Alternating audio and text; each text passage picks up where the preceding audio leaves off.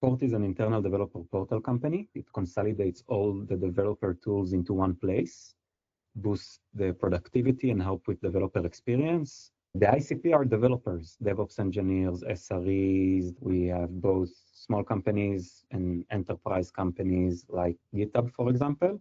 You signed up, I will reach out to you and we'll invite you to the community. If you haven't joined, reach out to you via LinkedIn or email. It's quite hard when you don't have an active line with them. We went into knock when we did an audit to all the HubSpot leads. We saw that there is a lot of leads that went to Intercom, went to our amazing support engineers, but wanted a meeting and quota. By changing it from Intercom to knock, everything is connected to HubSpot.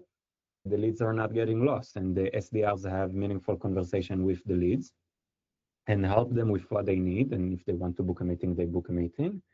We saw after 3 months of using knock, a 10% change in a pipeline that is getting lost through Intercom.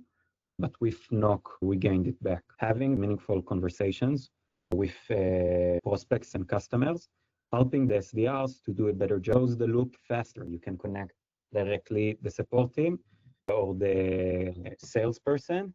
And from 2 days, now closing in like 30 minutes,